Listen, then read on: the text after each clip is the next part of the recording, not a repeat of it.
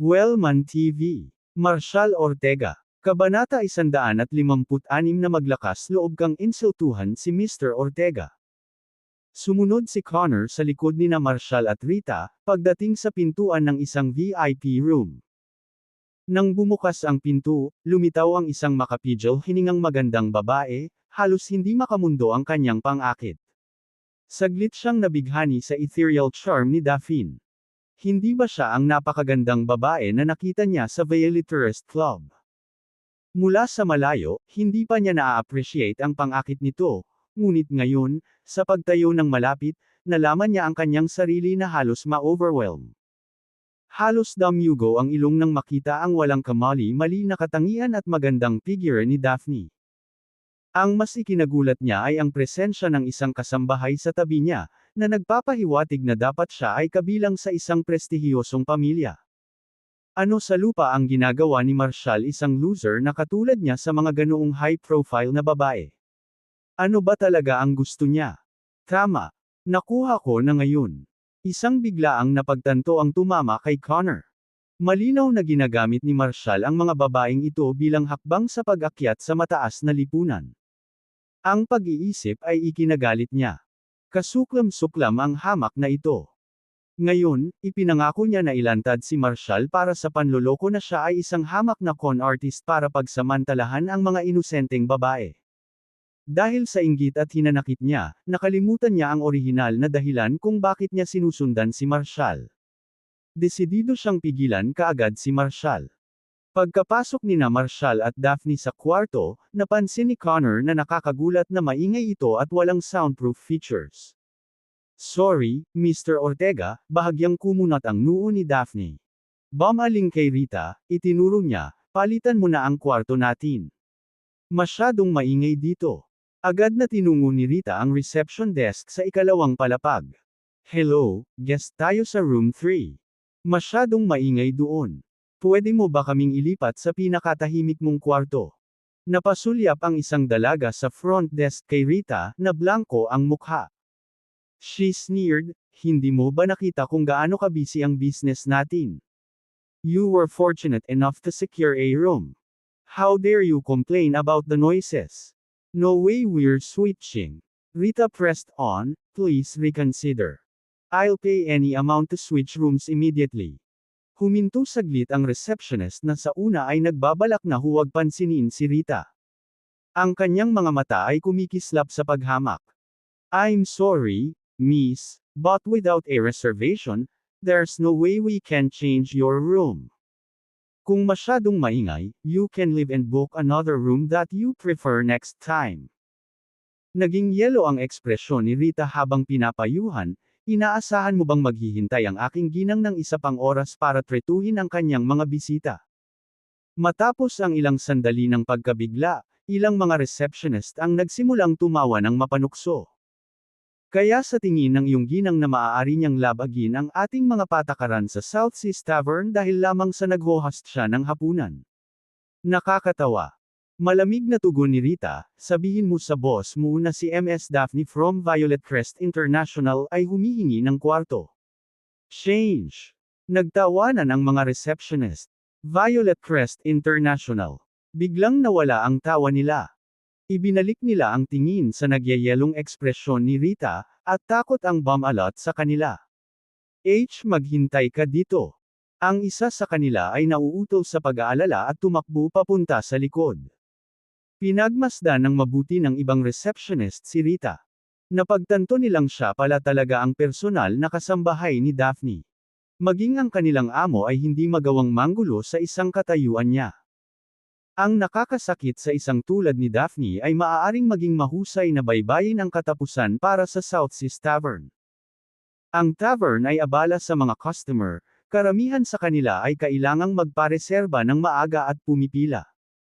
Palaging pinapanatili ng may-ari ang ilang tahimik at high-end na kwartong available para sa mga espesyal na bisita. Ito ay karaniwang kasanayan para sa mga kagalang-galang na establishmento, na nagreserba kahit na hindi ginagamit na mga silid para sa mga emergency. Kung magkakaroon ng sitwasyong tulad ngayon, maaari silang makaharap ng mas malaking pagkawala mula sa isang hindi nakabuk na kwarto. Sa loob ng 2 minuto, ang may-ari ng tavern, isang lalaking nasa edad 40, ay nagmamadaling pumunta sa front desk. Magalang na nakatayo sa gilid ang 4 na receptionist sa front desk. Lumapit siya kay Rita na nakangiti at nakayuko. Ms. Rita, I sincerely apologize. I will personally switch your room right away.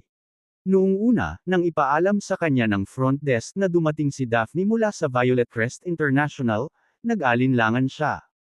Paano mapipiling kumain sa isang tavern na kasing laki niya ang isang tao? Ngunit nang makita si Rita, nawala ang kanyang pagdududa. Ms. Rita, I believe I've seen you on television. We have 3 rooms available that would suit your lady's needs. Gusto mo bang tingnan at piliin ang mas gusto mo? Si Rita ay sumulyap sa front desk at malamig na nagtanong, hindi mo ba sinabi na hindi tayo maaaring lumipat? Ang may-ari, na mukhang nahihiya, ay ngumiti ng kinakabahan. Masungit sila. Patawarin mo sila, Ms. Rita. Si Ms. West ay palaging malugod na tinatanggap dito, at mayroon kaming pinakamagandang silid na handa para sa kanya sa lahat ng oras. Pawis na ngayon ang may-ari, alam niyang ang masaktan ng isang taong kasing tangkad ni Daphne ay magdudulot ng kapahamakan sa kanyang establishmento. Sabik niyang hinintay ang utos ni Rita. I don't have time to check on them. Just choose the quietest, best room for us.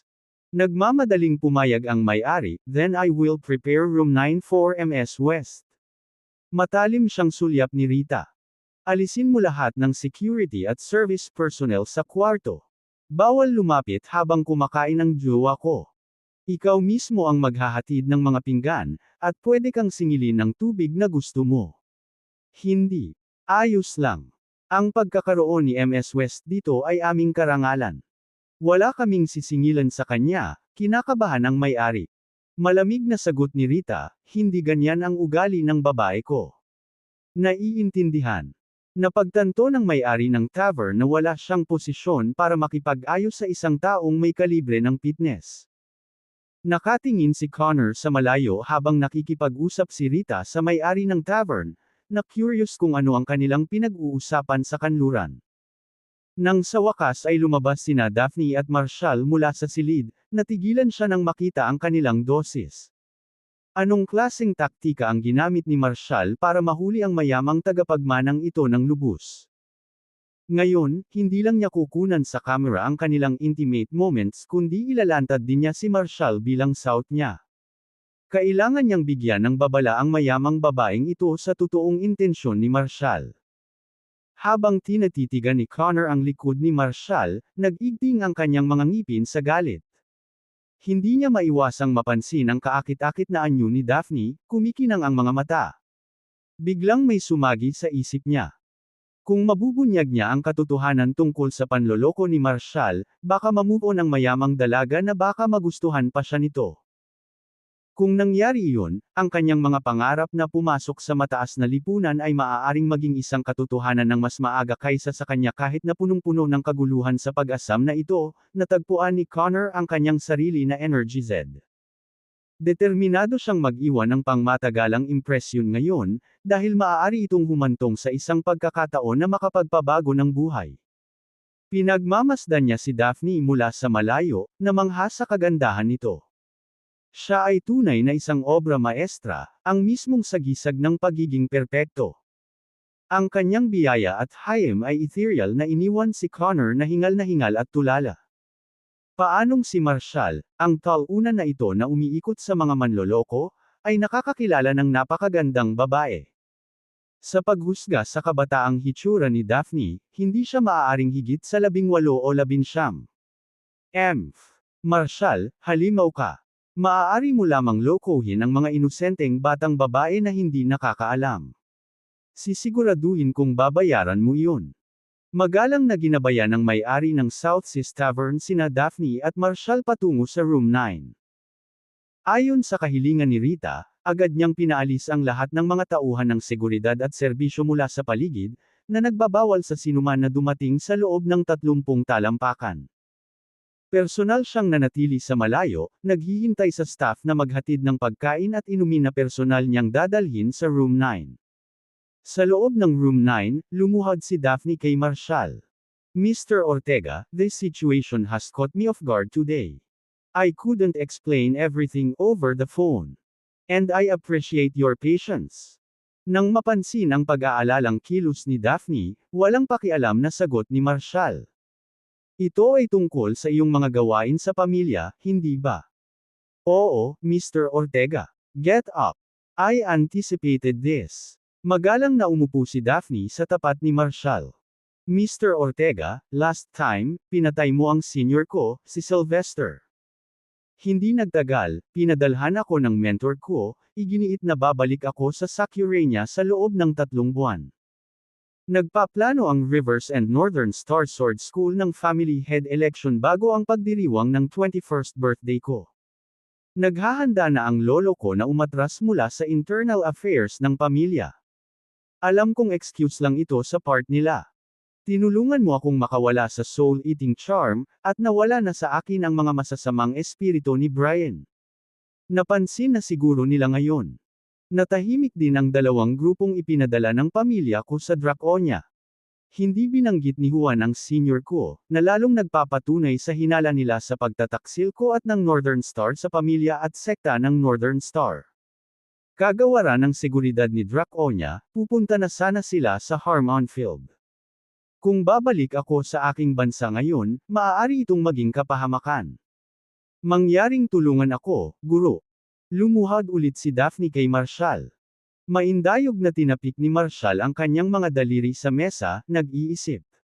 Napakahusay. Sasamahan kita pabalik sa Sacurania sa lalong madaling panahon upang lubusang tugunan ang kanilang mga sabwatan. Yung hamak na demonyo. Si Byron, ay nagbabalak na buhayin ang sarili at muling mabuhay. Hinding-hindi mangyayari yun. Si Daphne, nakaluhod pa rin, ay nagpahayag ng kanyang pasasalamat. Salamat sa pagligtas sa buhay ko. Master. Gusto kong ayusin ang isang lihim na itineraryo upang maiwasan ang anumang mga sakuna. Maaari tayong lumipad sa Kurg at lumipat sa Sacurania. Bago pa niya matapos ang pag-iisip, biglang bumukas ang pinto ng room. Nagmamadaling pumasok si Connor. Laking gulat niya nang makitang nakaluhod si Daphne sa harap ni Marshall at nagpupumiglas na makabawi. Fuming, he pointed a accusatory finger at Marshall. Isa kang manloloko.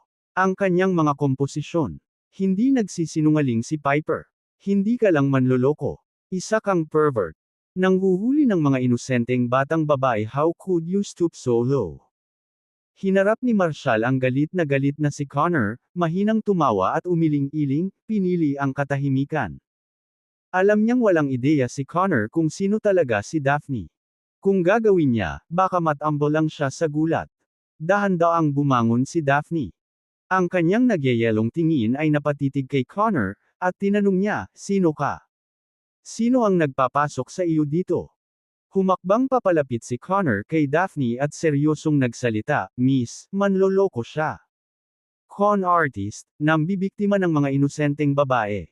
Kailangan mo na siyang iwan. Ang mga mata ni Daphne ay kumikinang sa galit habang siya ay humalik. You dare insult Mr. Ortega. Gusto mo na bang mamatay? Kabanata 157 Nordmare's Underground Queen. Walang ideya si Connor na nasa matinding panganib siya. Naniniwala siyang naguguluhan lang si Daphne sa mga mapanlinlang na salita ni Marshall. Libreng barya. With a self-righteous demeanor, he pointed at Marshall and continued, itong lalaking ito ay manloloko. Alam mo ba kung gaano karaming mga babae ang nahulog sa kanyang mga panloloko? Ilang araw ang nakalipas, lumabas siya kasama ang ilang babae, nanliligaw at nagsasaya. Kung hindi kita babalaan ngayon, lalo ka lang malalagay sa gulo. Bahagyang nagsalubong ang mga kilay ni Daphne habang tinapunan ng malamig na tingin si Connor. Nagbabala siya. Mukhang nasusuka ka talaga sa buhay. Wala akong ganang pumatay ng tao ngayon, kaya umalis ka na. Natagpuan ni Connor ang kanyang mga salita na nakakatuwa. Ang mga mayayamang batang babae na ito ay madalas na nagbabanta ng karahasan, ngunit ang kanilang mga salita ay walang laman. Hindi niya ito isinapuso. Gayunpaman, nagsimulang makaramdam ng kaunting inis si Connor sa kawalan ng pasasalamat ni Daphne. Masaya. Nilabas niya ang kanyang dibdib, nagkukunwaring galit. Miss, sinusubukan kitang tulungan dito. Ang bastos mo para sabihing umalis ako at hilingin na patayin ako. Alam mo ba kung sino talaga siya? Siya ay walang iba kundi isang hamak upang dein ka sa iyong pera at pagmamahal. Tumaas ang isang kilay ni Marshall at sinulyapan si Connor, piniling manahimik. Gusto niyang makita kung paano binalak ni Connor na tapusin ang kanyang katapusan ngayon. Si Daphne ay isang pangalan na kilala sa Harmonfield, ngunit kakaunti ang nakakita sa kanya ng personal, lalo na sa ganoong kalapit na lugar. Halos hindi maangkin ng isang katayuan ni Connor ang pribilehiyong iyon. Malamang na siya ay lumuhad sa harap ni Daphne sa takot kung nakilala niya ang kanyang pagkakakilanlan. Miss, you should talk to me with a bit more respect, giit ni Connor, still in his condescending tone. Kung hindi, baka magalit ako. Ang kulang sa lipunan ngayon ay ang mga taong katulad ko, handang manindigan para sa tama. Teen helping you right now. You need to understand that. Kung wala ako, baka mahulog ka sa panlolokong ito. Bitag. Sa sinabi ni Connor, ang nagyayelong kilos ni Daphne ay sandaling natunaw sa isang mapang-akit na ngiti. Naunawaan ng mga nakakakilala kay Daphne na ang kanyang ngiti ay maaaring mas mapanganib kaysa sa kanyang pagsimangot. Kung ngumiti siya sa iyo, maaaring hindi na malayo ang iyong kamatayan. Very well, you dare to claim I have upset you. Show me your anger, then the blind purred. Her playful grin almost sent Connor into a fit of laughter. Huminga ng malalim, nagpanggap si Connor ng kalmado. You really don't know how to distinguish good from bad, do you? I've been trying to help you this entire time, yet you think I'm deceiving you out. You're so disappointing. Pumasok si Connor sa pribadong silid na may hindi natitinag na kumpiyansa, determinadong ilantad ang harapan ni Marshall kay Daphne. Ngunit hindi niya inaasahan na hindi siya magpapakita ng pasasalamat sa kanya, sa halip ay hindi nagpapakita ng anumang bagay kundi pang-aalipusta at pangungutya sa kanyang mga aksyon. Sinasabi mo bang bulag ako? Malamig na tawa ang sagot ni Daphne. Kilala mo pa ba kung sino ako? Si Connor ay nagpakawala ng isang masigasig na tawa, na sadyang naglalarawan ng isang labis na walang pakialam na kilos. Miss, you truly have no idea what's good for you. I risked a great deal to come into your private room to tell you he's a scoundrel and a fraud. Imbes na magpasalamat, kinukutya at tinatakot mo pa ako. Ano ka kung hindi ka bulag? Lalong lumamig ang malamig ng ngiti ni Daphne. Sa Harmonfield, hindi pa ako nakatagpo ng isang taong hindi alam ang kanilang lugar tulad ng ginawa mo. Paano ko ipapahayag ang aking pasasalamat sa iyo? Dapat ko bang putulin ang iyong mga paa o dukitin ang iyong mga mata? Sandaling natigilan si Connor. Pinagmasdan niya ang magandang mukha ni Daphne, na ngayon ay pinalamutian ng isang mapang-akit na ngiti, ngunit nakaramdam siya ng panginginig sa kanyang gulugod. Pagkaraan ng ilang sandali, kinumbinsi niya ang kanyang sarili na isa lamang itong ilusyon. He raised a defiant smile and said, H, you still don't understand my good intentions. Miss, you really need to reflect on yourself. Ano ba ang tumatakbo sa isip mo? Sabi nila ang mga mayayamang babae ay nakakaawa, at ngayon naniniwala na ako. Alam kong nanggaling ka sa isang mayamang pamilya, ngunit sa ganitong kalokohan, tiyak na mabibiktima ka ng mga scoundrel na tulad niya sa hinaharap. Pinagmasdan ni Marshall ang kahangalan na lumaganap sa kanyang harapan, hindi napigilan ang pagtawa. Si Daphne, na kilala bilang Enchanting Queen of Harmonfield, ay hindi pa nagpakita sa kanya ng mas malupit na panig. Ang underground queen na ito ng Nordmare ay nagsanay sa sining ng pagpatay sa edad na 3 sa ilalim ng kanyang master na si Juan Denver ng nangungunang martial arts sect ng Sacurania, ang Northern Star Sword School. Nagdebut siya sa edad na 13, nakipagsapalaran sa underground world. Sa pamamagitan ng isang saber sa Jand, inalis niya ang lahat ng nang-ahas na hamanin siya sa rehiyon ng Nordmare ng Sacurania. Hindi kailanman nagkaroon mga nakaligtas. Mula noon, naitatag niya ang kanyang reputasyon bilang underground queen ng Nordmage sa pamamagitan ng malamig na dugo at kalupitan. Kung hindi dahil sa mahigpit na mga regulasyong ipinataw ng mga ilog at huwan sa pagpasok sa Draconia, hindi sana kailanman napigilan at sumunod si Daphne. Walang nakakaalam na sa likod ng kanyang kaakit-akit na mukha ay may mga kamay na may bahid ng dugo. Hindi niya kukonsintihin ang sinumang nang ahas na saktan siya ng walang kahihinatnan. May lakas ng loob si Connor na sabihing bulag si Daphne. Ngayon, tila siya ay magiging bulag. Nakaramdam ng kasiyahan sa sarili, biglang napansin ni Connor ang mapanuksong ngiti ni Marshall at nagngangalit ang kanyang mga ngipin. You dare laugh at me. Marshall, alam mo ba kung sino ang nagpadala sa akin dito ngayon? Napanood ka na ng marami. Maaari kong sabihin sa iyo na si Mr. Dixon, Mr. Liam, at ilang mga pangunahing shareholder mula sa Dawn Group ay lahat ay nangangalap ng ebidensya laban sa iyo. Ay lalahad ko sa kanila ang lahat ng impormasyon na mayroon ako. Gusto kong makita ng mundo ang tunay mong mapanlinlang na mukha. Umiling si Marshall at sumagot, Connor, why not focus on your job? Why must you meddle in affairs that don't concern you? Sa puntong ito, walang kabuluhan na payuhan ka. Napatay ng curiosity ang pusa. Kung gusto mong maglaro, then you should play. Connor pointed at Marshall, speaking with righteous indignation, lahat ng aking edukasyon nagturo sa akin na maging isang tao ng katwiran, hindi kailanman kumilos bilang isang pandaraya para sa personal na pakinabang, at tiyak na hindi manlinlang sa bawat pera o pagmamahal. Kinasusuklaman ko ang mga taong tulad mo, Marshall. Sa sandaling iyon, nadama ni Connor na ang sagisag ng katwiran. Ngumiti ng walang pakialam si Marshall at sinabing, pwede ka nang umalis, ayokong sayangin ang oras ko sayo. Para sa, naisip niyang pumatay ng isang tulad ni Connor sa isang suntok ngunit napagpasyahan niyang madumihan nito ang kanyang mga kamay. Sumenyas lang si Marshall kay Connor na umalis kaagad. Ang kanyang tono at tindig ay nagbigay ng impresyon kay Connor na ang pakikitungo sa kanya ni Marshall ay parang langgam na kaya niyang durugan kung gusto niya. Malubhang nasugatan ang pagmamataas ni Connor. Naiinis na sagot niya. Sino ka sa tingin mo? Naniniwala ka bang aalis na lang ako dahil sa sinabi mo sa akin?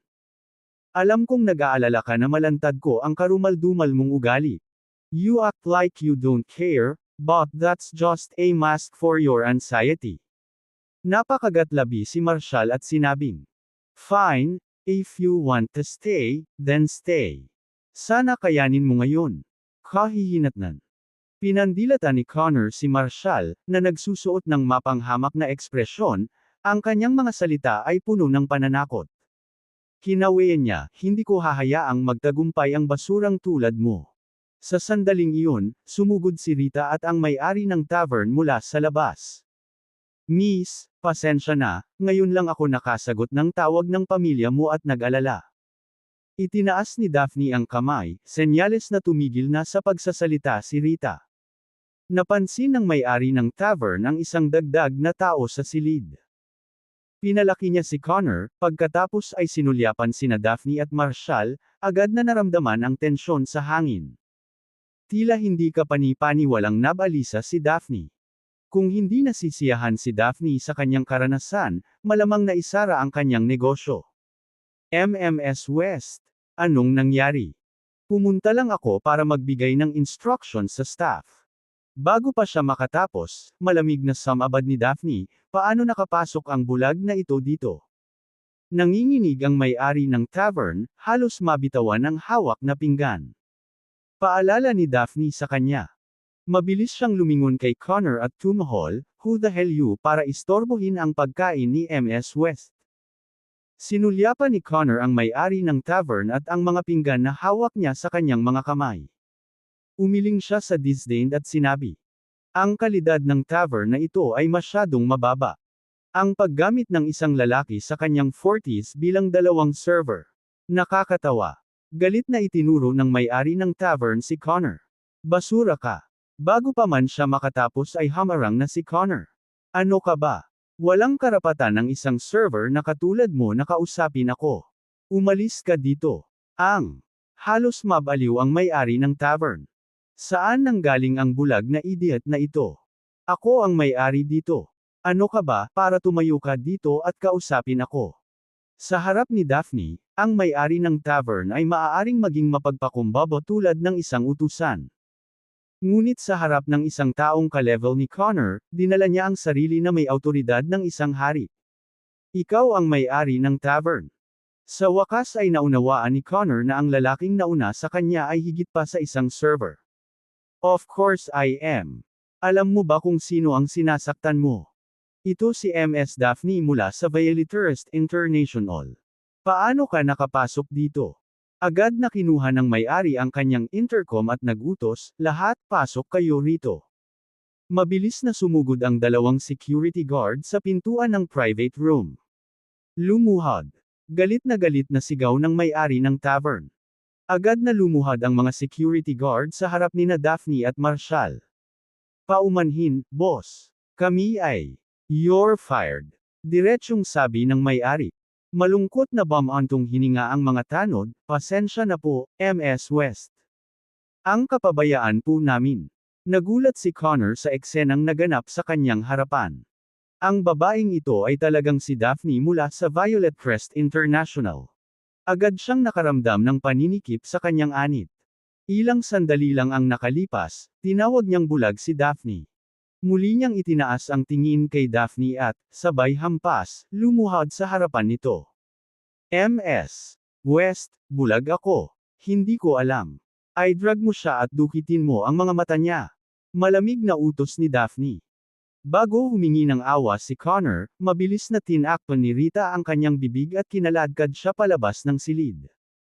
Sa labas, umalingaw sa pasilyo ang tunog ng nakakakilabot na mga hiyawan. Kabanata 158 Sapphire. Personal na hinatid ni Daphne si Marshall sa opisina. Hinihintay sila ni Eric sa lobby. Laking gulat niya nang makita niya ang magalang na eksena kung saan nakatayo si Daphne sa harap ni Marshall, at pinatibay lamang nito ang kanyang determinasyon na pumanig kay Marshall. Mr. Ortega, sa wakas nandito ka na. Nagmamadaling lumapit si Eric. Ang kanyang katawan ay nanginginig sa pananabik na para bang muling nakikipagkita sa isang matagal nang nawawalang kamag-anak, namumuo ang kanyang mga luha. Mata, nakainom ka na ba ng tanghalian? Marshall scrutinized Eric, smirking, why are you so worked up? You're acting like you just saw your father. Pinunasan ang kanyang mga luha, napabulala si Eric, Mr. Ortega, I'm willing to be your loyal dog forever. Tumaas ang isang kilay ni Marshall, isang mapaglarong ngiti ang sumilay sa kanyang mukha. Anong problema? May moment of enlightenment ka. Sumunod kay Marshall sa lobby, nagdeklara si Eric, Mr. Ortega, mula ngayon, utos na lang ako sa iyo. Kung ano man ang sasabihin mo ay napupunta. Tumigil si Marshall, naging seryoso ang ekspresyon niya. At hindi ka natatakot na sundan ka ni Liam at paghiwalayin ka. Life with gritted teeth, Eric replied, Mr. Ortega, that bastard is nothing but a beast. Since he returned, my at Universal Group has been a living hell. I've wanted nothing more than to distance myself from him. Even his own father is so mad that he refuses to return to the company. Liam is a real freak. Nagkibit-balikat si Marshall, may hiwalay ng ngiti na naglalaro sa kanyang mga labi. Eric, buong hapon kang naghintay para lang sabihin ito sa akin. Mr. Ortega, simula pa lang ito. Lumingalinga si Eric sa paligid, saka lumapit, nagsalita sa pananahimik na tono, may kailangan akong sabihin sa iyo. Sina Howard at Mitchell mula sa Dunn Group ay pumanig kay Liam ngayon. Nagsasabuatan silang saksakin ka sa likod. Tumango si Marshall na nag-iisip at sinabing, nako, magandang balita yan. Not good at all. Napansin ni Eric ang pagwawalang bahala ni Marshall at naging balisa siya. Tanong niya, Mr. Ortega, hindi ka ba gagawa ng paraan para harapin sila? Deal with them. Malamig na tumawa si Marshall.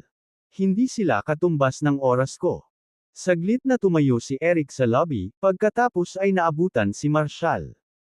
Mr. Ortega, hindi mo ba sinabi na kukunin mo ako bilang iyong aso? Hindi nakaimik si Marshall. Saway niya, ipasok mo. Bakit gusto ko ang isang talunan tulad mo? Nagulat si Eric, Mr. Ortega, I can do anything for you. Umiling si Marshall at sinabing, well, if that's the case, then sure, you can be my dog. Namuo ang luha ng pasasalamat sa mga mata ni Eric, at sinabi niya, salamat, Mr. Ortega, sa pagtanggap sa akin. Pero paano naman sina Liam at Howard? May plano silang ibagsak ang Dawn Group. Wala ka bang gagawin tungkol sa kanila? Nakangiting sumagot si Marshall, kung ang mga taong tulad ng dalawang iyon ay madaling madaig si Drake, matagal nang nagkawatak-watek ang mga Dons.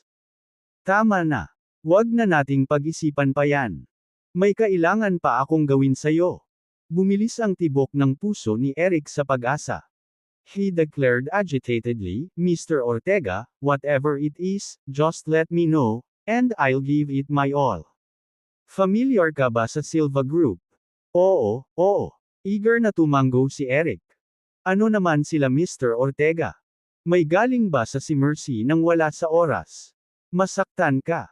Ipapadala ko ang mga tauhan ko para turuan sila ng leksyon alam mo sila. Hinampas ni Marshall ng mahina si Eric sa ulo. Alisin mo na yang mga kalokohang ideya mo. Ang kailangan kong gawin mo ay mangalap ng impormasyon tungkol sa ilang shareholders ng Silva Group. Sa loob ng isang linggo, gusto kong alisin sina Harvey, Quincy, at mga kamag-anak niya sa mga Silva. Sandaling natigilan si Eric. Pero, ito, hindi mo kaya. Flat ang tono ni Marshall. Kung gayon kalimutan mo na. Hindi. Mr. Ortega, ang pangangalap ng impormasyon ay isang bagay na kakayanin ko sa isang araw, pagmamadali ni Eric upang bigyan siya ng katiyakan. Ngunit ang pagpapaalis kay Harvey at sa kanyang asawa sa Silva Group ay maaaring magtagal.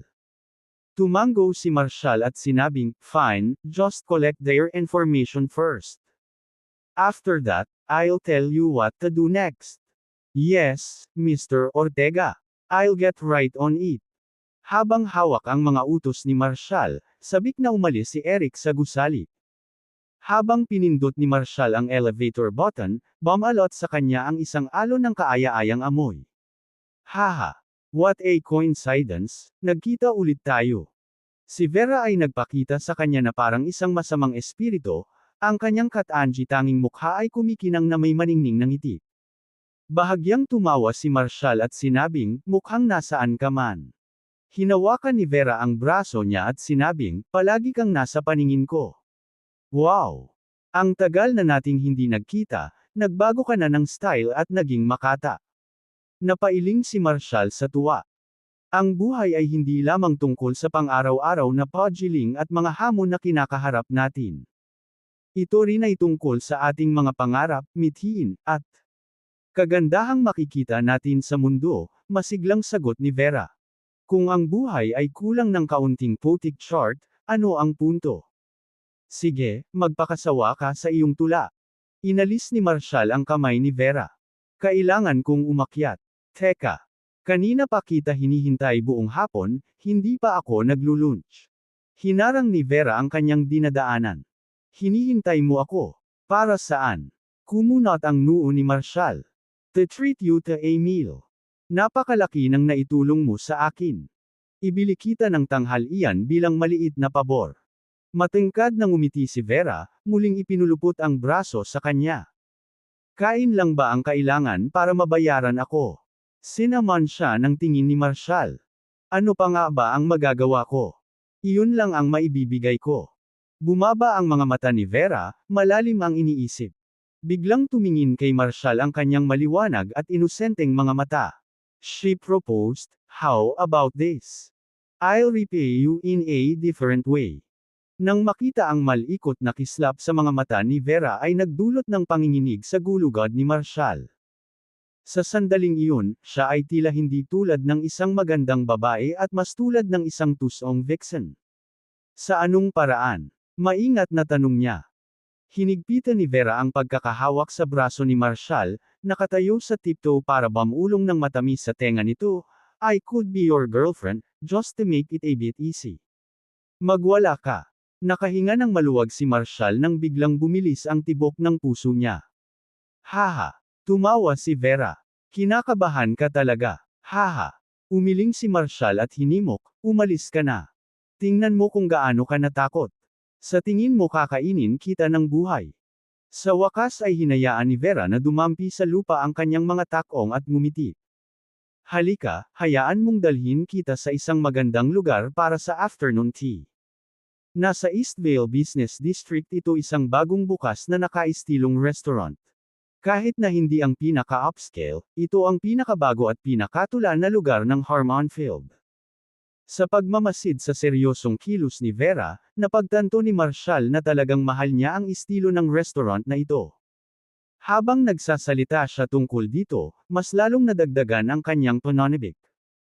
Sa kabila ng lahat, talagang pinahahalagahan ko ang kapaligiran. Ang restaurant na ito ay matatagpuan sa tabi ng Harmonfield Lake. Nakaupo sa tabi ng bintana sa pribadong silid, maaari mong tingnan ang lahat ng tanawin sa labas. Maaari kang humigop ng tsaa sa hapon habang hinahangaan ang araw ng tagsibol, mga alon, banayad na simoy ng hangin, at ang paglubog ng araw na sumasalamin sa lawa. Ito ay isang tunay na malatulan na karanasan. Nagkibit-balikat si Marshall at sinabing, hindi naman ikaw ang promotional manager para sa lugar na ito, di ba? Itinatanghal mo ito sa isang kaakit-akit na paraan na nakita ko ang aking sarili na talagang naakit dito. Tinitigan siya ni Vera ng isang inis na sulyap at nagtanong, ano ang iniisip mo, tinatawag mo lang ang katalinuhan. Narinig ko lang ang tungkol sa restaurant na ito nang bumukas ito sa bibig. Ang tanawin at ang while ay agad akong nabihag nang pumasok ako upang maranasan ang sarili ko. Isang tasa ng masarap na tsaa, ang magandang lawa, ang paglubog ng araw, at isang bulong ng simoy ng hangin, walang dapat ipag-alala kung kailan at walang makakasama. Ang pagpasok sa pribadong Roy ng restaurant ay parang tumuntong sa isang peach garden, na walang makamundong ugnayan at kaguluhan. Kapag itinulak mo ang pinto, humakbang ka pabalik sa mataong mundo sa labas. Ang pananatili roon, napakasarap sa pakiramdam na panatilihin ang tamang distansya mula sa kaguluhan ng mundo. Gusto ko ang pakiramdam na iyon. Nang mapagmasdan si Vera na nawala sa kanyang pag-iisip tungkol sa restaurant, humagalpak ng tawa si Marshall. 2 araw na kitang hindi nakita, at naging makataka na talaga. Sige, base sa iyong kumikinang na pagsusuri, sasamahan kita sa paraisong ito. Pangako hindi ka mabibigo. Napasimangot si Vera habang ikinakabit ang braso kay Marshall at nagtungo sa labas. Makalipas ang 20 minuto, nakarating sila sa Sapphire Hotel sa may Harmonfield Lake. Kahit 3:00 pa lang ng hapon, ang hotel ay marami ng mararangyang sasakyan na nakaparada sa harap nito. Ang mga estilo ng mga sasakyang ito ay nagpakita na karamihan sa mga customer ay bata pa. Gustong-gusto ng mayayamang kabataang ito na magpakasawa sa isang nakaka-relax na afternoon tea. Dinala ni Vera si Marshall sa nakareserbang pribadong silid sa ikalawang palapag. Ang kwartong ito ang pinakamaganda sa buong cafe, maluwag at nag-aalok ng nakamamanghang tanawin ng Harmonfield Lake mula sa bintana. Ang presyo ay matarik din, nagkakahalaga ng 10,000 para sa isang oras na paggamit. Nabook ito ni Vera sa buong araw. Pagpasok nila sa silid, ang tunog ng malambot na musika ng piano ay pumuno sa hangin, na humahalo sa masaganang aroma ng tsaa. Nakaupo sa tabi ng bintana, humihip ang banayad na simoy ng hangin, na gumising sa nakakatamad na sikat ng araw sa hapon at humahampas sa tubig ng lawa. Ang biglaang kaguluhan ay bumulaga sa ilang itik na lumalangoy sa ibabaw, na nagkalat sa lahat ng direksyon. Ang eksena ay talagang nagbigay sa isa ng pakiramdam ng pagtakas sa makamundong mundo. Excited na tumingin kay Marshall si Vera. She asked, ano sa tingin mo? Hindi naman ako nagsinungaling sa'yo, di ba? Pumayag naman si Marshall. Hindi naman masama. Ngumiti ng malapad si Vera at sinabing, kung mananatili ka rito ng isang hapon, hinding-hindi mo gugustuhing umalis sa lugar na ito. Hindi nagtagal, naglabas ang staff ng restaurant ng iba't ibang pastry, na karamihan ay may estilong Brookhaven. Dinampot ni Marshall ang isang piraso ng cake at sinubo ito sa kanyang bibig. Agad na natunaw ang mabangong cake sa kanyang bibig. Habang humihigop siya ng isang tasa ng tsaa, ang mapait na lasa nito ay naakit sa kanya, halos malasing siya sa nakaraan at Kasalukuyan. Sa ilalim ng banayad na simoy ng hangin at mainit na sikat ng araw, ipinatong ni Vera ang kanyang baba sa kanyang mga kamay. Nakatitig siya kay Marshall na may mga mata na puno ng init at pagmamahal. Ito ang pinakamasayang sandali sa kanyang 20 taon ng buhay. Matapos pumanaw ang 3 miyembro ng kanyang pamilya, lumabo ang kanyang mundo. Ngunit mula nang makilala si Marshall, ang lahat ay nagsimulang maging mainit at maliwanag muli. Wala siyang hinahangad na kahihinatnan. Gusto lang niyang tahimik na manatili sa tabi ng lalaking ito. Ang nakikita lamang niya, ang tunog ng kanyang boses, o ang pag-iisip sa kanya ay nagdulot sa kanya ng hindi maipaliwanag na kagalakan. Biglang bumukas ng malakas ang pinto ng private room. Isang bata at nakaistilong babae ang lumitaw sa pasukan. Nasa gilid siya ng 2 matatangkad na bodyguard at isang babaeng nasa edad 30s. Hindi nasiyahan si Vera at nagtanong, anong nangyayari? Bakit hindi ka kumatok bago pumasok? Lumapit ang 30-something woman at malamig na sinabi, Ms. Dickinson has her eyes on this room. You need to leave immediately. How much? Just name your price, and I'll transfer the R right now. Lay sayo. Kabanata 159 ang pinakamahusay na aktres mula sa Kurg. Ms. Dickinson. Pinagmasdan ni Vera ang binata at sunod-sunod na babae sa likod niya.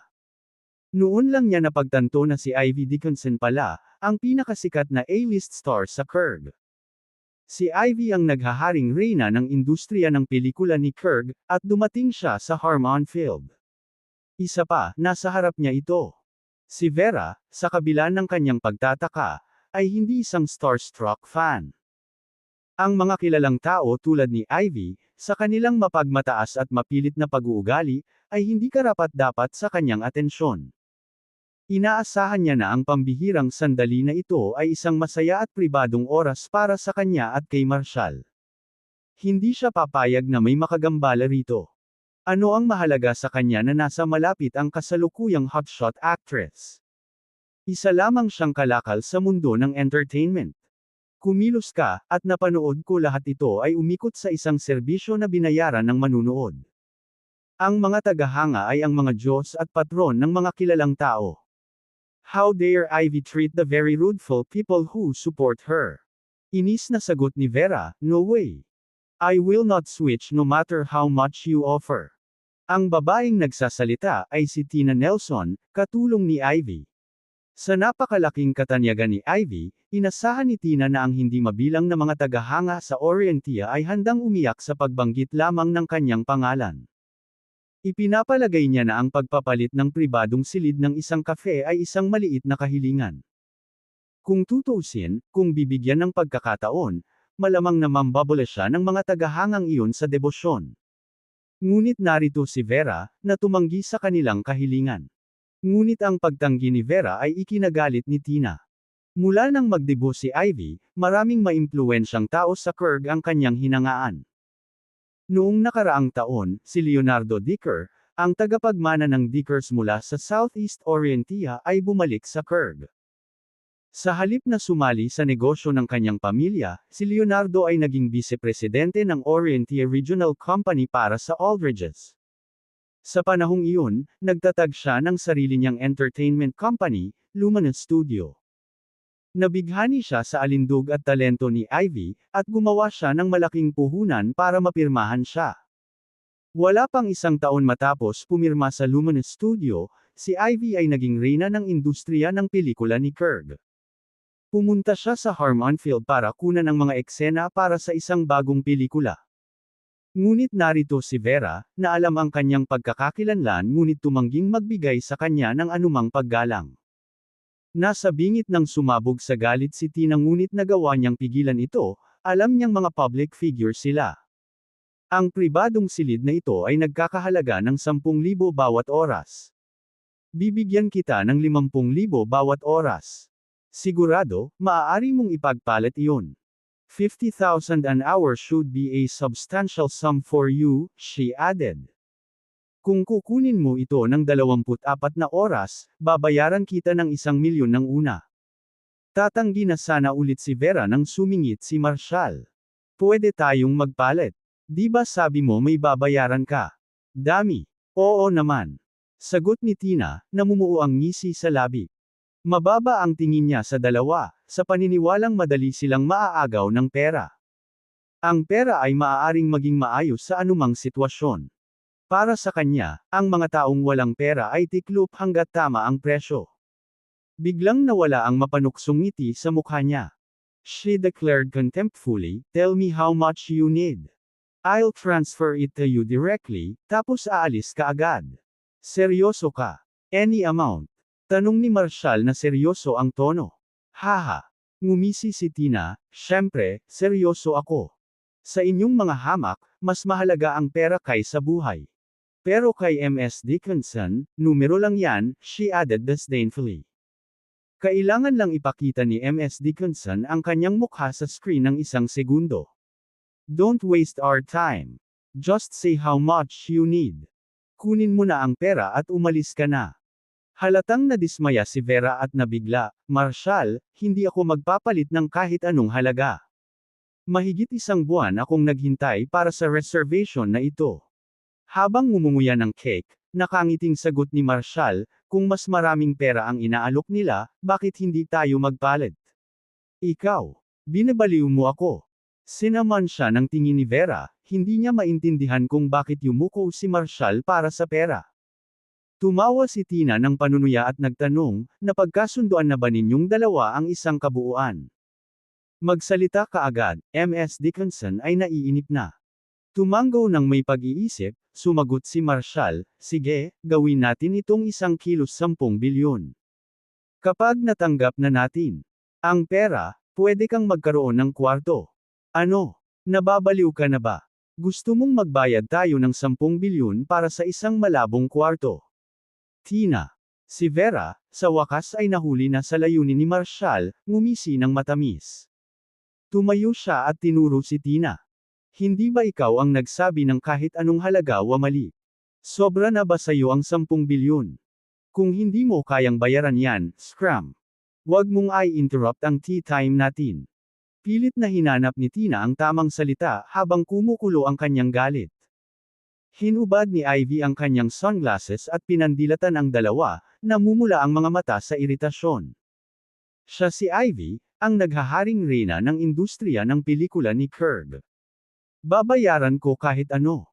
Sanay na si Ivy na tretuhin na parang royalty saan man siya magpunta. Gayunpaman, narito ang dalawang ito, lubos na walang kaalam-alam tungkol sa kanilang kapangahasan na kutsain siya. "Yung pera, magkano ka?" Amber, siya. "Buwan para sa. Hindi ba tayo?" Yumuko para sa. "Ms. Nelson, I want this room. Sabihin mo sa kanila na magwala." Tumango si Ivy. Tumango si Tina at sinabing, "Ms. Dickinson, sandali lang."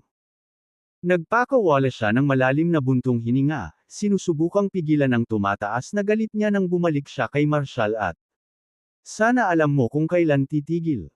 Ms. Dickinson is in good mood today at ayaw makipagtalo sa'yo. I'll give you our should leave immediately. Kung hindi." Ngumisi si Marshall, "You can't even afford this much and you're acting tough. Get lost."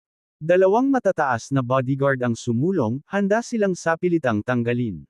Pinigilan sila ni Tina, ayaw nang palakihin pa ang sitwasyon. Nasa Harmonfield sila para sa paggawa ng pelikula at pagpaplanong magsagawa ng fan meeting sa isang television star bago umalis. Binalik ni Tina ang tingin kina Marshall at Vera, nagtatanong, "Hindi mo talaga kami papayagan?" Naiinis na sagot ni Vera, "Hindi ka makakabayad ng 10 bilyon, kaya bakit tayo susuko? You've interrupted our tea time. I didn't demand for compensation. Now, bilasan mo at Leia annoying. Fine, dahil hindi mo kami papayagan, huwag mo kaming sisihin sa pagiging masungit." Humakbang si Tina at dumura sa mesa nila. "Ano?" Natigilan si Vera. "Ganito ba ang ugali ng mga celebrity? Nakakadiri. Ako, natatanggap namin." Bago pa siya makatapos ay napatulala na ang reaksyon ni Marshall. Matapos ang paglaway ni Tina, hindi inaasahang sumali si Marshall, na naglagay ng 2 malalaking lugi sa mga pastry. Nagulat si Tina sa kakaibang pag-uugali ni Marshall. Nawalan na ba siya ng malay?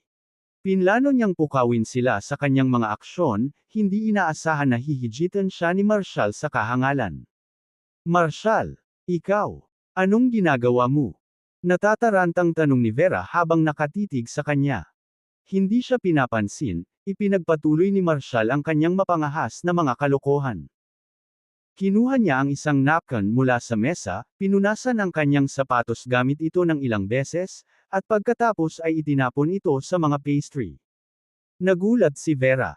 Marshall, anong ginagawa mo? Natatawang sabi ni Tina. Haha, nasisiraan ka na ba? Nilingon ni Marshall si Vera at tinanong, nagsuot ka ba ng medyas? Namula ang pisngi ni Vera. Hindi ba niya nakikita sa sarili niya? Hindi, wala akong suot. Bakit naman? Tumango si Marshall, bumulong sa sarili, hulaan ko ako mismo ang gagawa. Sinipa niya ang kanyang sapatos at inihagis ang 2 pares ng medyas sa mga pastry. Nabalot ng nakakabinging katahimikan ang silid. Napatikip ng ilong si Ivy, nanlalaki ang mata sa gulat. Ikaw. Hindi maintindihan ni Tina ang kakaibang eksenang ito. Tumayo si Vera, nagtataka at naguguluhan. Ano ang iniisip niya? Binalik ni Marshall ang kanyang sapatos, dahan-daang tumayo. Nakita ni Vera ang ngisi sa kanyang mukha. Naalala niya ang araw sa Valley Tourist Bar nang pinainom ni Marshall si Eric ng isang tasa ng alak na puno ng upos ng sigarilyo at plema. Isang ngiti ang sumilay sa kanyang mga labi. Tila ang taong ito ay gagawa ng isa pang pagkabansot. Kainin mo ang lahat ng ito. Napawi ang mapaglarong ngiti ni Marshall sa isang nakakagigil na ekspresyon. Napakunot noo si Tina, nagulat sa mabangis niyang titig. Nagtaas ng kilay si Ivy at naghamon, what? You want to play rough? 2 bodyguard ang humakbang, inabot si Marshall. Sa pamamagitan ng isang kaway ng kanyang kamay, itinaboy ni Marshall ang 2 maskuladong gwardya palabas ng silid, na nagdulot sa kanila ng malakas na pagbagsak sa gitna ng lobby, kung saan sila nakahiga na walang malay. Lalong natarante sina Ivy at Tina. Hindi nila inaasahan na ganito palakar ahas ang tila maamo nitong lalaking ito. Pagkatapos ng ilang sandali ng nakatulala na katahimikan, itinuro ni Tina sina Marshall at Vera, sumisigaw. Basura ka! Alam mo ba kung sino ang backer ni Ivy? Sampal! Mabilis na sinampal ni Marshall si Tina sa mukha. Utos niya, kainin mo lahat ng pastry sa mesa. You dare hit me. Hinawakan ni Tina ang nasusunog niyang tseke. Teka lang.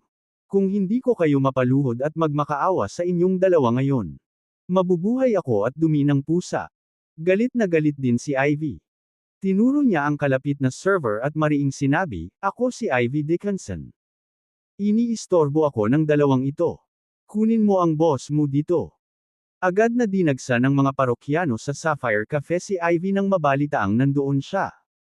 Kung hindi lang gumawa ng harang ang mga security guard, sana ay nagsiksikan na sila sa kanya para magpa-picture at magpa-autograph. Naalimpungatan si Ivy sa pananabik ng kanyang mga tagahanga, isang matamis na ngiti ang sumilay sa kanyang mukha. Tinapunan ng matalim na tingin sina Marshall at Vera. Nakikita mo ba? Nanggugulo ka ng big time. Ilang sandali pa, sumugod ang may-ari ng kafe, isang babaeng nasa edad 30 na nagngangalang Laurel Gray, na nagulat sa.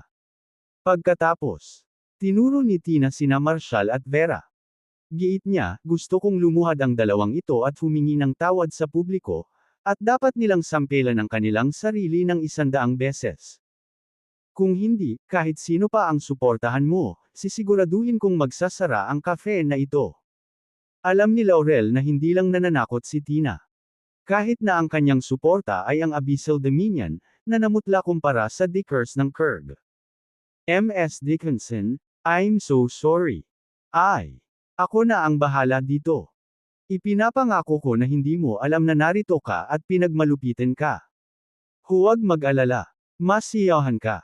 Turning to Marshall and Vera, she continued, the cafe will refund your prepaid fees. But since you've offended Ms. Ivy, you must lumuhad, apologize, and give yourselves 100 slaps.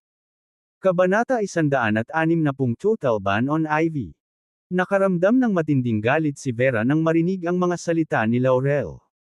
She countered, "We were minding our own business in our reserved room when they barged in and caused chaos. And you expect we to apologize? What kind of logic is that?" Sinama ng tingin ni Laurel si Vera. Sabi niya, "Ha? Gusto mo ng patas? Maghintay hanggang magkaroon ka ng impluwensya ni Ms. Dickinson bago mo isipin ito. Ms. Dickinson likes this room, so you have to give it up. That's my rule. Are you kidding me? As the owner of this cafe, how can you say such unreasonable things?" Bulalas ni Vera, halata sa boses niya ang frustration. "Nawalan ka na ba ng dignidad?" Ngumisi si Laurel, sa harap ng katayuan at tubo.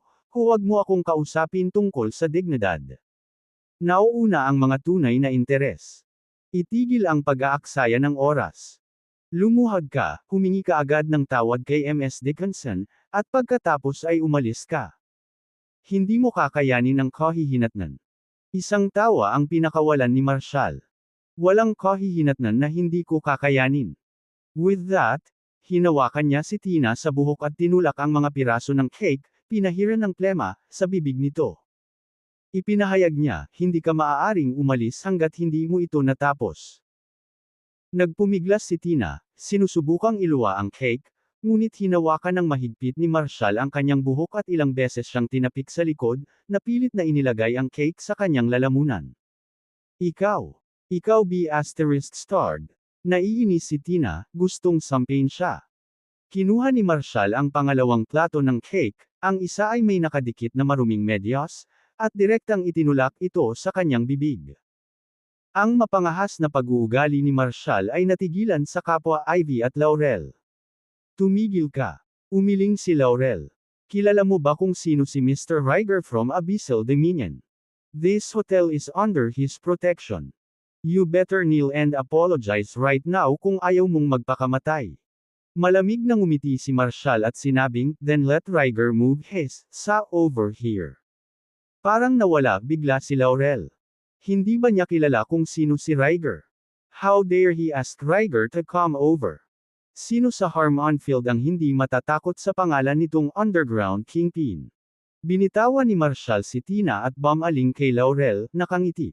"I'm sitting here enjoying tea and the view, and these two uncivilized women barged in.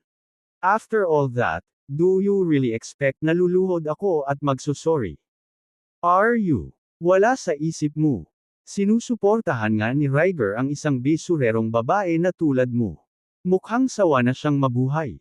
Nang marinig ito, parehong nadismaya at naaliw si Laurel. "Sige. Nakakanerbiyos ka. Dahil naghahanap ka ng gulo, tatawagan ko si Mr. Riger. Tingnan natin kung magiging mayabang ka pagdating niya." With that, she pulled out her phone. Sa labas ng pribadong silid, nagsimulang magbulungan ang mga tagahanga ni Ivy sa kanilang mga sarili matapos malaman kung ano ang nangyayari. Who is this guy? Nasisiraan na ba siya ng bait sa pananakit sa assistant ni Ms. Dickinson? Hindi ba niya alam na ang backer ni Ivy ay si Leonardo, ang tagapagmana ng mga Dicker? And he actually dares to confront the owner of this cafe. Ito ang cafe ni Mr. Riger. Mukhang ang taong ito ay nasa mundo ng kaguluhan ngayon. Nang makitang binugbog ang kanyang bodyguard at ang kanyang assistant sa ganoong kaawa-awang kalagayan, malamig na nagtanong si Ivy, "Ms. Gray, kaya mo ba to? Kung hindi mo kaya, ako na ang bahala dito." Napagtantong si Ivy ay tunay na baliw, si Laurel ay nag-alinlangan saglit bago tumawag kay Riger. Sabi niya sa nanginginig na boses, "Mr. Riger, I'm sorry to disturb you, but I have no choice. May cafe." Sa kabilang dulo, dumating ang naiinip na boses ni Riger. Tanong niya, "Ano ba? Papuntahin ko na lang si Sean. Sapat na ba yun para sa iyo?" Mr. Riger, isang celebrity mula sa Kirk, Ivy Dickinson, ay sinalakay sa aking cafe. Nagmamadaling paliwanag ni Laurel. Nagkaroon ng mahabang katahimikan sa kabilang dulo. Tanong ni Riger, "Ivy Dickinson. Sino ang you must alt sa kanya?" Hindi ba nila alam na ang lugar na ito ay nasa ilalim ng proteksyon ng Abyssal Dominion? Mr. Riger, napakayabang ng taong ito. Partikular na tinawag kanya, dagdag ni Laurel, na pinalamutian ang kanyang mga salita, sabi niya, kahit dumating ka, luluhod ka pa rin niya.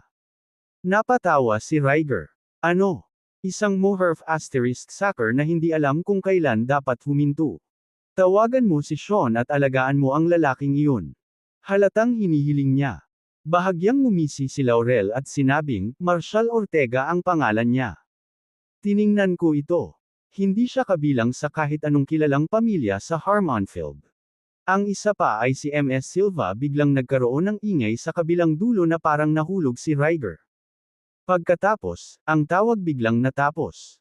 Sandaling natigilan si Laurel sa sitwasyon. Naghinala siya na malamang na galit si Riger kaya tinapos niya ang tawag. Marahil ay malapit na siyang dumating kasama ang kanyang mga tauhan mula sa Abyssal Dominion.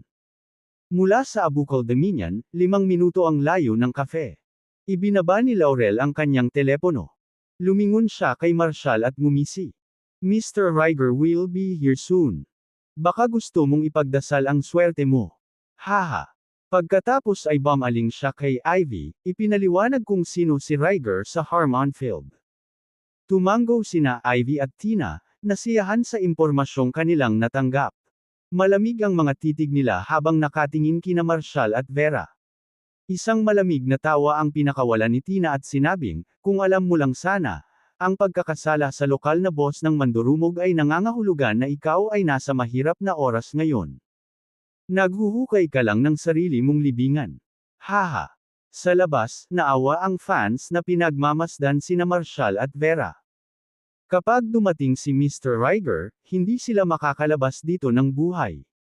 Minsan, kailangan lang lunukan ng pride mo para lumipas ang mga bagay ng walang insidente. Siya ay isang nangungunang bituin, at ang mga puwersa sa likod niya ay madaling durugan ka. Mr. Riger has to kneel before the powerful figure behind Ivy. Can you believe he actually put hands on Ivy's assistant? Haha. Talk about ignorance and audacity. Sa sandaling iyon, nagkagulo ang karamihan ng mga nanunood.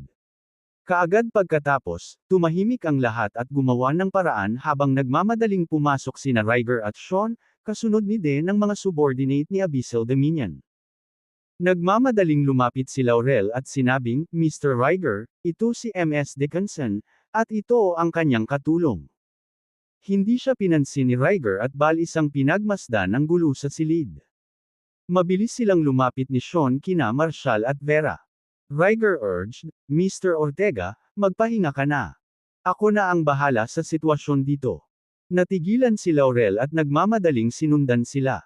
Sabi niya, Mr. Riger, nagkamali ka. Siya ang nanakit sa katulong ni MS Dickinson. Dahan-daang itinuwid ni Riger ang likod at bumaling kay Laurel. Tanong niya sa mahinang boses, bakit siya sinaktan ni Mr. Ortega? Well, si Laurel ay saglit na nawalan ng malay. Bakit siya sinaktan ni Mr. Ortega? Ulit ni Riger, malamig ang tono. Napatitig si Laurel sa madilim na ekspresyon ni Riger, nanginginig sa takot. Gustong gamitin ni MS Dickinson ang silid na ito at hiniling na makipagpalit sa kanila, ngunit tumanggi sila. Pagkatapos ay sinaktan siya ng kumag na iyon. Sa isang malakas na sampal, hinampas ni Riger si Laurel sa mukha. Paano kung sinaktan niya ang assistant ng aktres? Mr. Ortega is not someone you, a worthless piece of ash, can insult. Lumuhad ka sa harapan niya. Natigilan si Laurel. Mr. Riger, siya si MS Dickinson. From Luminous Studio. Bago pa siya makatapos ay hinawakan siya ni Sean sa buhok at inihampas sa mesa. Moherf asterisk sucker. I protect your cafe, but I end up letting snobby little wretch like you run wild. Lumuhad ka at humingi ng tawad kina Mr. Ortega at MS Silva. Duguan at nahihilo ang mukha ni Laurel dahil sa impact. Hindi niya akalain na magiging ganoon ka-humble sina Riger at Sean sa harap ni Marshal. Hindi kaya mas prestihiyoso ang background ni Marshal kaysa kay Leonardo ng Dickers. Hindi siya nang ahas na suwiin ang utos ni Sean. Kaya naman, lumuhad siya sa harap ni Marshall at nagmakaawa, "I'm sorry, was blind." Ngumiti nang walang pakialam si Marshall at tinuro si Tina. "Fine, kaya mong tapusin ang lahat ng ito. Ito ay magiging isang nakakahiyang sayangin." Sinulyapan ni Sean si Tina, isang masasamang ngiti ang sumilay sa kanyang mukha habang sinisipa siya sa lupa. "Lumuhad ka. You dare waste Mr. Ortega cake. You're asking for it. Eat every last bit. Kung mag-aaksaya ka ng isang mumo, at pagsisisihan kita." Dahil doon, dumura siya sa lupa at itinulak ang ulo niya pababa sa pastry. Nagpumiglas si Tina at sumigaw, "Ms. Dickinson, please call Mr. Leonardo. This be asterisk starred. How dare you insult me?" Sinampal siya ni Sean ng 2 beses sa mukha. "Tumigil nga kayo, mga kawatan." Nanginginig sa galit si Ivy, inilabas ang kanyang telepono at tinawagan si Leonardo. "Leonardo, mahal, Hikbi. Hikbi." Humagulgol si Ivy. "Thursam being assaulted while shooting in Harmonfield." Umalangaw-ngaw sa telepono ang galit na boses ni Leonardo. "Sino ba ang matapang na magbuhat sa aking mga tao? Sabihin mo sa kanya ang iyong tagapagtaguyod ay ako, Leonardo ng Dickers. Ang sinumang maglakas loob na saktan ka ay haharapin ng isang kapalarang mas masahol pa sa kamatayan." Sinama ng tingin ni Ivy sina Marshall at Ryger. "Narinig mo ba iyon? Kung hindi mo ako bibigyan ng paliwanag ngayon, gagamitin ng mga Dicker ang lahat ng kanilang kapangyarihan para sagutin ka." Ngumisi si Marshall kay Ivy at nagtanong, "So, Leonardo ng Luminous Studio, ha? I'll give you an explanation." Nag-uusok. Inilagay ni Ivy ang kanyang telepono sa speaker at inihagis ito sa mga kamay ni Marshall. "Kung hindi mo ako bibigyan ng kasiya-siyang paliwanag ngayon, paghandaan mong mamatay." Kinuha ni Marshall ang telepono at nagsalita, "Leonardo, si Marshall Ortega." Sarcastic na tawa ang palitan nina Ivy at Tina. Para sa kanila, parang luluhod na si Marshall. Ang kapangyarihan ng mga Dicker ay higit sa kung ano ang maaaring maunawaan ng mga taong ito. Ang pakikitungo kay Marshall at Ryger ay magiging walang hirap kahit sa labas ng lungsod. Sa kabilang dulo, natahimik si Leonardo ng mahabang panahon. Halatang nabigla siya. "Marshall, Mr. Ortega, how can it be you?" Tanong ni Leonardo sa nanginginig na boses. "You've got an actress named Ivy here. She claimed that the Dickers plan to use all their power to make me give her explanation. So, tell me, how do you want me to do that?" Sagot ni Marshall, walang pakialam. Nang marinig ang pag-uusap ni Marshall kay Leonardo, malamig na ngumuso si Ivy. Napagpasyahan na niyang pumunta sa ibaba, at hindi makakatakas si Marshall na hindi nasaktan ngayon. Ngunit sa sumunod na sandali, nabigla siya. Narinig niya ang boses ni Leonardo sa kabilang dulo, nanginginig sa takot, "I'm sorry, Mr. Ortega. Hindi ko alam na nasaktan ka ng masamang babae na ito. Mangyaring huminahon. I will terminate her contract agad. Simula ngayon, total ban na ang ipapataw ng Luminous Studio kay Ivy."